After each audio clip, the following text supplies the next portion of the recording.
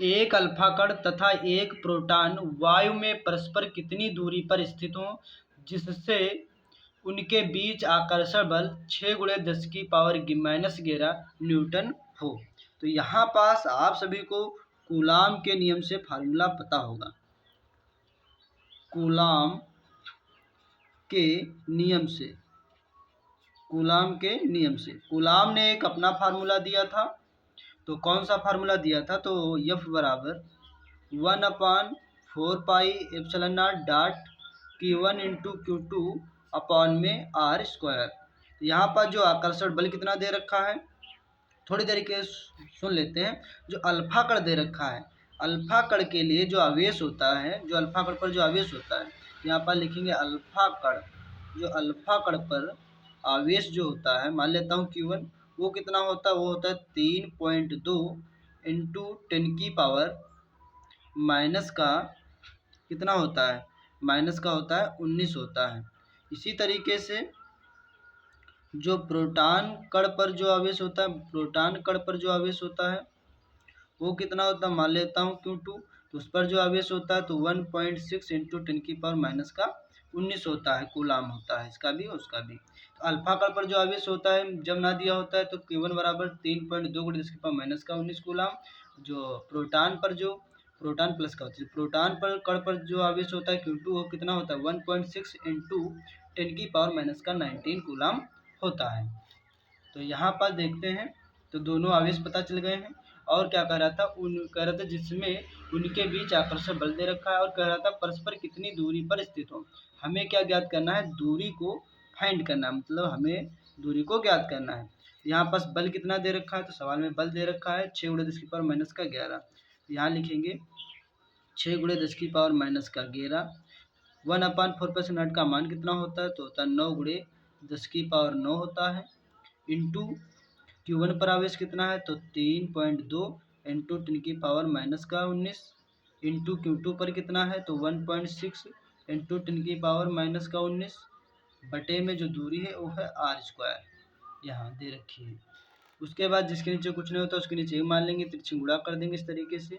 तो यहाँ पास क्या होगा? सब एक कम में आ जाएगा, तो 9 × 10⁻9 हो जाएगा इंटू 3.2 × 10⁻⁻19 इंटू 1.6 × 10⁻⁻19 हो जाएगा। और एक कम गुणा होगी तो इधर हो जाएगा।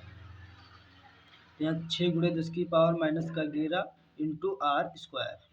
गुणे वाला कहाँ चलाएगा? बटे में चलाएगा।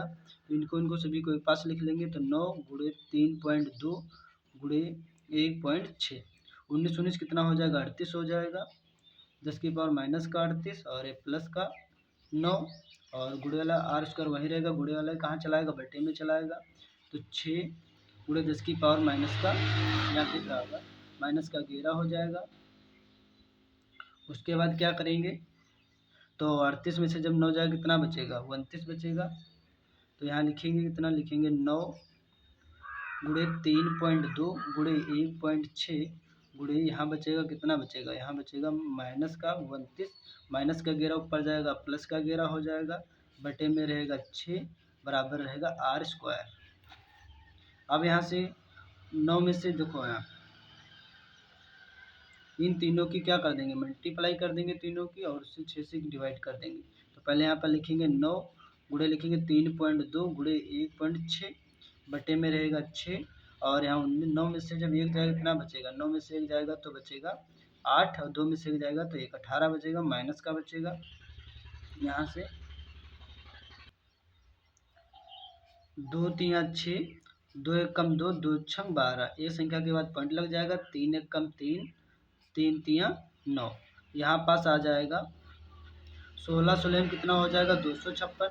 यहाँ लिखेंगे कितना? लिखिए यहाँ R स्क्वायर रहेगा, यहाँ पर लिखेंगे 3 × 16 16 हो जाएगा 256, पॉइंट 2 संख्या के बाद लग जाएगा, इंटू 10 हो जाएगा -18 R स्क्वायर। यहाँ गुणा कर देंगे, 6 × 3 = 18 का 8 हो जाएगा, यहाँ से चला 1, और 5 × 15 16 का 6 चलाए, 3 × 6 = 7, पॉइंट 2 संख्या के बाद लगा रहेगा, इंटू 10 का हो जाएगा 18, और इधर से स्क्वायर हटेगा तो इस पर क्या लग जाएगा? अंडर रूट लग जाएगा, R रहेगा। अंडर रूट का टोटल कितना निकल के आ जाएगा? अंडर रूट का 18 का कितना निकलेगा? 9।